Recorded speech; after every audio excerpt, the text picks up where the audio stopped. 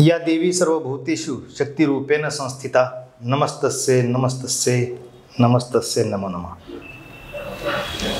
शारदीय नवरात्र महोत्सवानिमित्त प्रतिवर्षाप्रमाणे पक्षप्रमुखने यावर्षीही सन्मान नवदुर्गेचा सन्मान स्त्री शक्तीचा या कार्यक्रमाचं आयोजन केलेलं आहे।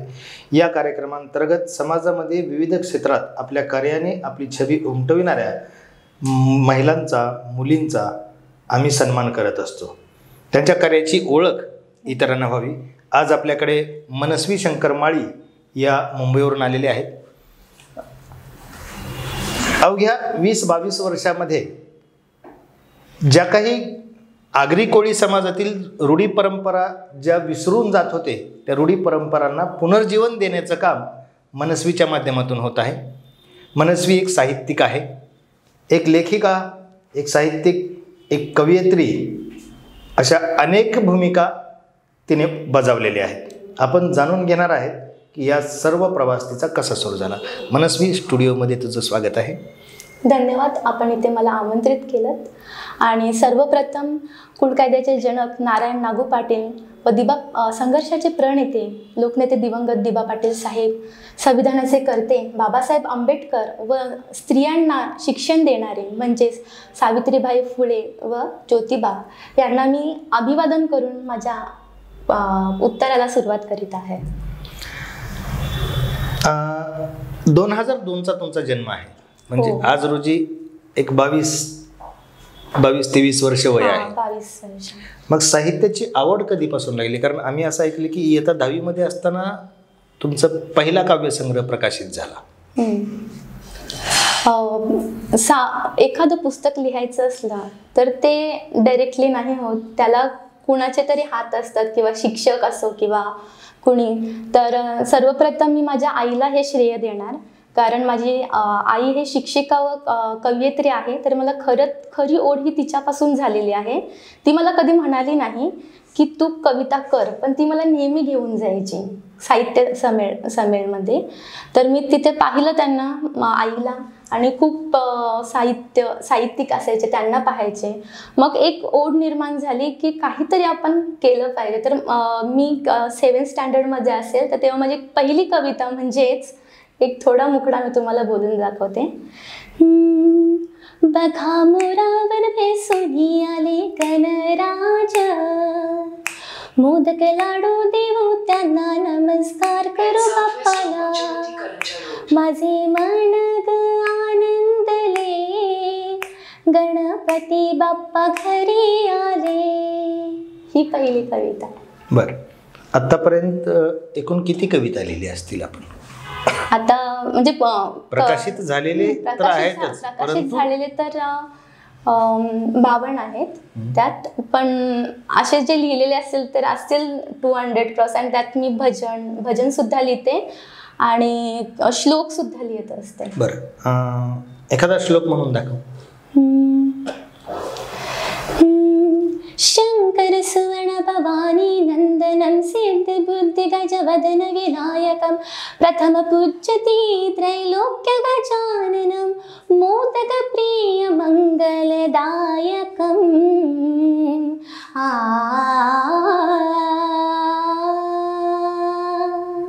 बरं, आता हे श्लोक आहेत ते संस्कृतमध्ये आहेत। आपण आगरी कोळी समाजातले आहात। आगरी कोळी समाजामध्ये त्यांची आगरी कोळ्याची एक वेगळी भाषा आहे। मग तुम्ही संस्कृतचा सुद्धा अभ्यास करता का?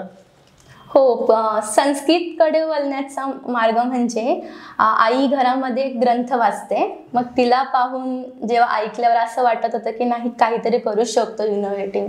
तर तेच वाचन करता थोडी एक ओढ निर्माण झाली आणि मग श्लोक लिहिण्याला पण इथूनच म्हणजे सुरुवात झाली आहे। सरासरी आपल्या हिंदू धर्मामध्ये कुठलाही विधी करायचा म्हणलं तर ब्राह्मण लागतो। परंतु आगरी कोळी समाजामध्ये एक वेगळा पुरोहित प्रकार आहे की ज्या काही वयोवृद्ध विधवा स्त्रिया असतात, त्या विधवा स्त्रिया जसं तर इकडे लग्नामध्ये कशा मंगळाष्टिका वगैरे म्हणता, तसं तुमच्या इकडं तो सगळा विधी त्यांच्या माध्यमातून केला जातो। आता ती कला लोप पावत चालली, ती संस्कृती लोप पावत चालली, पण तुमच्या माध्यमातून तिला पुनर्जीवन दिल्याचं आम्हाला माहिती मिळालेली आहे। तर जसा ते हळदीचे वगैरे काही गाणे वगैरे असतात, असं त्या बायका त्या भाषेत बोलतात। तुमच्या भाषेत. तर तसं एखादं काही म्हणून दाखवाल का मला?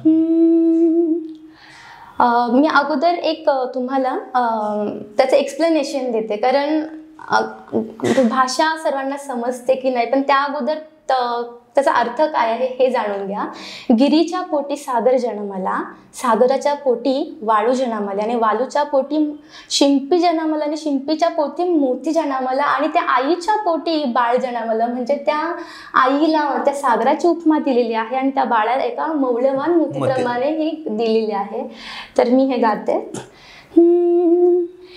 गिरीचे पोटी सागर जन्मला हो, सागराचे पोटी वालू जन्मली हो, वालूचे पोटी शिंपी जन्मला हो, शिंपीचे पोटी मोती जन्मला हो, माऊलीचे पोटी बालू जन्मला हो.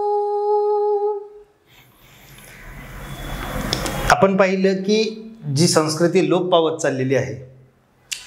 एज्युकेशन काय चालू आहे तुमचं? आता मी BSc नर्सिंग करत आहे.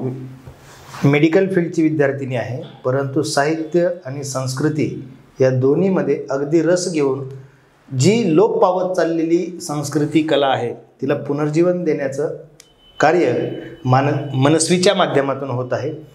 मनस्वी नावाप्रमाणेच प्रत्येक छंद जोपासण्यामध्ये तिला रुची वाटते. ती शास्त्रीय गायिका पण आहे, हो, भजन पण गाते. भजन हे स्वतः रचलेले गातात का पारंपरिक आहेत, पण त्यांना एखादी चाल देणे वेगळी. मग ते लयबद्ध करताना संगीत लय म्हणजे मी शास्त्रीय सुद्धा बसवते, आणि मग असे सॉंग सुद्धा असले एखादे, म्हणजे कोणाचं वाढदिवस असलं जसे बनवतात आता ट्रेंडनुसार तसं. नवरात्री निमित्त काही बसवलेलं आहे का? शारदीय नवरात्री महोत्सवानिमित्त जो सन्मान नारी शक्तीचा, सन्मान स्त्री शक्तीचा आहे, या विषयावरती काही लख पडला प्रकाश देवट्या मशालीचा, गोंधळाला उभा गोंधळी भवानीचा, भवानीचा. लख पडला प्रकाश देवट्या मशालीचा, गोंधळाला उभा गोंधळी भवानीचा. शास्त्रीय संगीतामध्ये किती परीक्षा झालेल्या आहेत? प्रवेशिका पूर्ण हे झालेले आहेत. किती रागांचा अभ्यास आतापर्यंत केलेला आहे? तुम्ही म्हणू शकता म्हणजे 36-37. बरं. त्याच्यामध्ये काही 1-2 रागांची नावं सांगू शकता? सर्वप्रथम म्हणजे यमन, ज्याला राजा म्हटला जातो, ते यमन, भूप, मालकौस आणि भीमपलासिंग, हे सर्व जे आहेत ते आवडते आहेत. भाग्यश्री हे. बंदिश म्हणून बंदिश.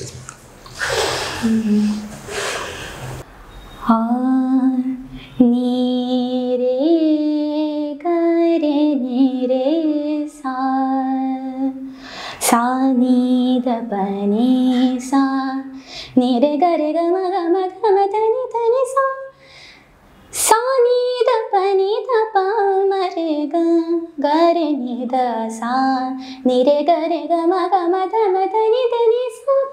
ही रे आली पिया बिना सखी, रे आली पिया बिना सखी, कलन परत मोहे घडी पलाची नदीन, कलन परत मोसे घडी पलाची नदीन.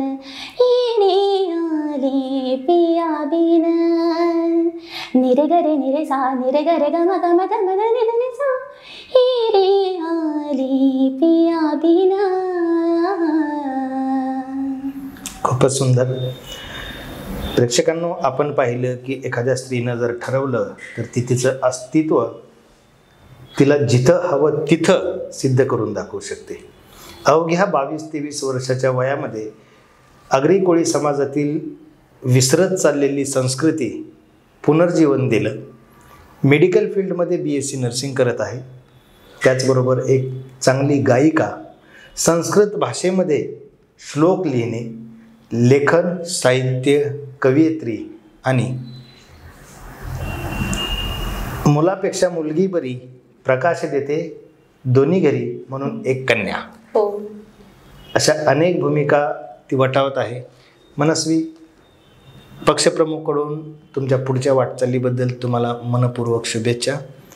जे प्रेक्षक, ज्या मुली हा कार्यक्रम पाहत असतील, यांच्यासाठी काय संदेश असेल तुमच्याकडून? माझ्याकडून संदेश म्हणजे हेच असेल की म्हणजे यंगस्टर्ससाठी की आपल्याला म्हणजे जे प्रॉब्लेम्स आहेत म्हणजे मुलींसाठी तर ते येतच राहणार आहेत, परंतु आपल्याला ते संघर्ष करायचा आहे आणि संघर्षाला मात देऊन आपण पुढे जायचं आहे.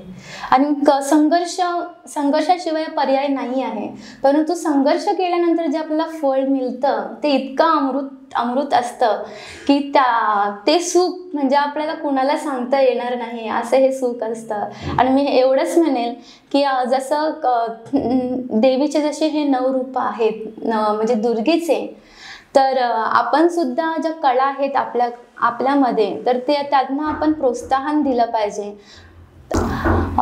मला हेच मुलींना सांगू वाटतं की सर्व मुलींनी शिक्षण हे ज्याला म्हणतात की वाघिणीचं दूध आहे हे प्यायलंच पाहिजे, कारण ह्याशिवाय पर्याय नाही आहे. कारण बाकीचे छंद असतील परंतु शृंगार म्हणजे हे बाकीचे छंद आहेत आणि शिक्षण म्हणजे हा एक मेन पाया आहे. परंतु हा पाया भक्कम असला आणि जर बाकीचे शृंगार असले तर ती स्त्री दुर्गे समान दिसते. धन्यवाद. आपण मला इथे बोलवलं त्याबद्दल मी खरंच तुमचे आभार मानत आहे. धन्यवाद.